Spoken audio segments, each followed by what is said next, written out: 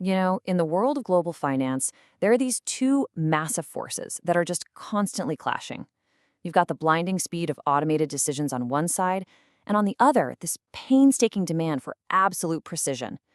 One moves at the speed of light, the other, well, that one moves at the speed of thought. Today, we're going to dive right into these two worlds. Just let that sink in for a second. We're not talking about a market crash that builds over a few hours or a panic on the trading floor. We're talking about a single line of bad code or a tiny blip of bad data causing a multi-billion-dollar catastrophe before a human can even blink. And believe me, this isn't some sci-fi scenario. It's the reality we live in. All right, let's get into it. We're going to start in the absolute fast lane, in the world of high-frequency automated finance. This is the home turf of the robo-traders. So, what is algorithmic trading, really? At its heart, it's all about taking the slow, messy human out of the equation to get one thing: pure, unadulterated speed. Instead of a person staring at a screen, you've got a computer program running on a set of rules, an algorithm, that buys and sells assets, usually trying to catch tiny price differences that exist for just fractions of a second. So how does this whole thing work?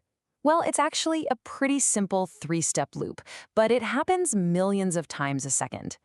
First, you've got the programmed rules. That's the if this, then that logic. Second, the algorithm gets hit with a fire hose of data input from the markets. And third, the second the data matches the rules, bam, automated execution. A trade is made instantly. And this is where you really see what a game changer it was. A human trader, I don't care how smart they are, is limited by being human.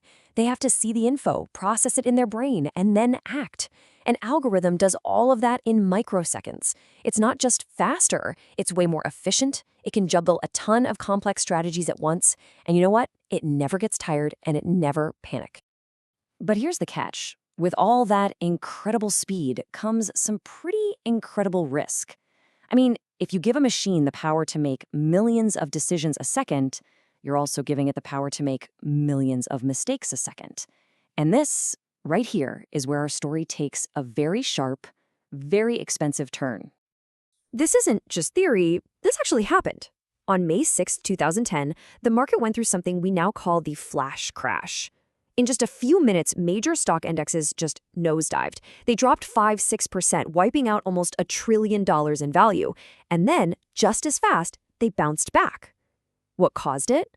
A cascade of automated trades all set off by one single large algorithmic sell order.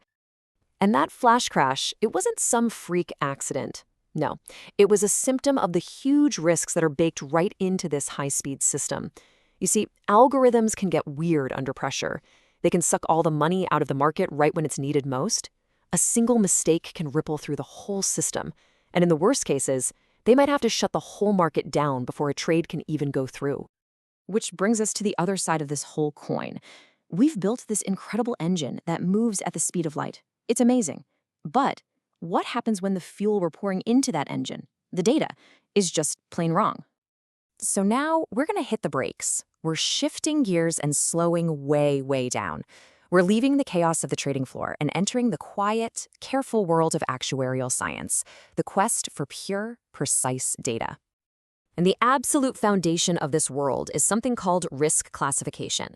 Basically, it's the art of taking a gigantic, messy pile of risk and carefully sorting it into neat, tidy, understandable piles. And this isn't just about being organized for the sake of it. It's about making sure your financial predictions have any connection to reality at all. And the logic behind this is so simple, but it's absolutely crucial. Think about it. If you're trying to figure out the average price of an apple, but you accidentally throw a bunch of oranges, watermelons, and bananas into your data, well, the number you get at the end is going to be totally meaningless, right? That mix-up, that contamination, is what the pros call heterogeneity. So the entire goal in this world of precision is to avoid that exact kind of distortion by sorting every single risk before you even think about doing the math. So really, the whole game is about creating what are called homogeneous groups of data. It's about getting all the apples into one bucket and all the oranges into another. That's the only way you get credible results. It doesn't matter if you're setting an insurance premium or projecting company losses. If you mix up your data, your whole model is going to be distorted. And here's what that looks like in the real world. An insurance company, for example, won't just look at all its policies in one big lump. No way. They'll split the data by gender, then by age group, by the type of policy, by how it was sold, even by how much money it's worth. Every single split creates a cleaner, more homogeneous group, and that gives them a much, much more accurate picture of the actual risk involved. Okay, so let's bring our two worlds back together. We've got the lightning-fast robo-trader from the beginning, and we've got the careful, methodical data sorter we just met. What's the connection? And this, right here, is the biggest takeaway of all. That super fast trading algorithm, it's only as smart as the data you feed it. If you feed it messy, distorted, heterogeneous data, the financial version of apples and oranges, all you're really doing is making bad decisions just a lot faster. Speed without precision isn't an asset, it's a catastrophic liability. Which leaves us with one last really important question. In a world where we are handing over more and more of our critical decisions to these automated systems, in finance, in medicine, everywhere, are we really spending enough time doing the slow, hard work of making sure they have the right information, the right maps to follow? Because a really fast car with the wrong map only gets you to the wrong place faster.